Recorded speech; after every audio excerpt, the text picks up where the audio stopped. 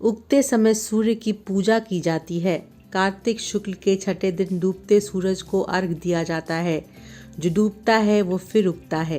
कितना खूबसूरत कथन है। इसी आशावादी संदेश के साथ छठ मनाया जाता है। कार्तिक शुक्ल सप्तमी को उगते हुए सूरज की पूजा कर व्रतधारी 36 घंटे का उपवास खत्म कर देता है। इस 4 दिनों के पर्व की शुरुआत नहाए खाए से होती है, अर्थात व्रत शुरू करने को व्रत खत्म करने के बराबर महत्व दिया जाता है। ज़्यादातर महिलाएं ही छठ करती हैं, पर पुरुष भी करते हैं। कर्म कांडों में पितृसत्तात्मकता दबी रहती है। इस पर्व को स्त्री अभिमुखी कह सकते हैं। हिंदुओं का ये प्रचलित पर्व है, पर मुसलमान भी ये पर्व खुद करते हैं तो उनके प्रति समभाव रहता है। छठ पर्व पवित्र पर्व माना जाता है, इसलिए एक साथ लोग गली कूचों की मिलजुल कर सफाई कर लेते हैं। राज्य के अधिकांश पुरुष सफाई में लग जाते हैं। छठ पर्व के मुख्य पकवान ठेकुआ के लिए आटा पीसने हेतु यहाँ की सभी आटा चक्कियाँ पूरी सफाई और धुलाई करके चक्की चलाते हैं। छठ पर्व के बारे में भी अनेक मान्यताएं हैं। मान्यता के अनुसार ये रामायण काल में ही शुरू हुआ था।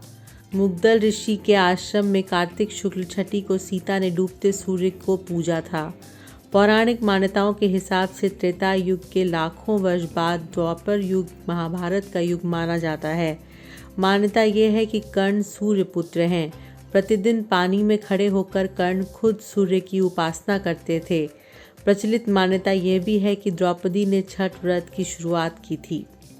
अन्य मान्यता के अनुसार छठ प्राचीन बौद्ध शमन संस्कृति की परंपरा है, जिसमें ब्राह्मण पंडा पुजारी का कोई दखल नहीं होता। आज तक व्यवहार में छठ लोक पर्व के विधि विधान में जातीय स्तर के भेदभाव का कोई कर्मकांड नहीं होता है।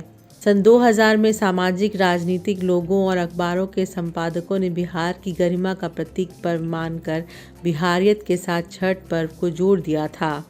छठ पर्व पर दूरदर्शन के एक विशेष फीचर से देश दुनिया का ज़्यादा ध्यान गया था। जब राबड़ी देवी गंगा किनारे छठ मना रही थी और मुख्यमंत्री लालू प्रसाद यादव दोनों दिन वहां मौजूद थे।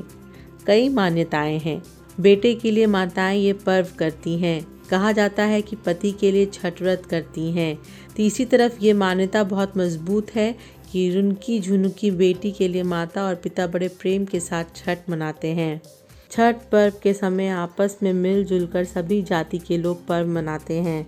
छठ पर्व के इस्तेमाल में आने वाले फल, फूल, दौरी, सूप, कलश इत्यादि की बाजार व्यवस्था में मुसलमान की भागीदारी विशेष होती है।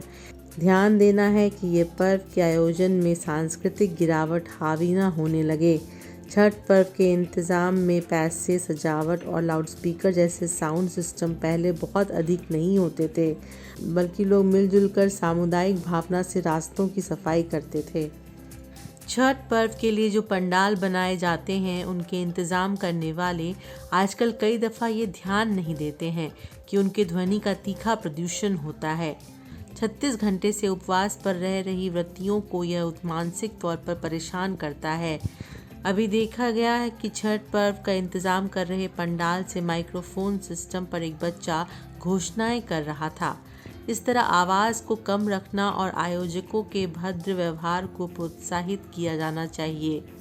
सावधानी रहे कि जैसे जैसे छठ पर्व की गरिमा का गौरव गान बढ़ा है, वैसे वैसे अवांछित तत्व भी पूजा पंडाल में घुल मिल गए हैं।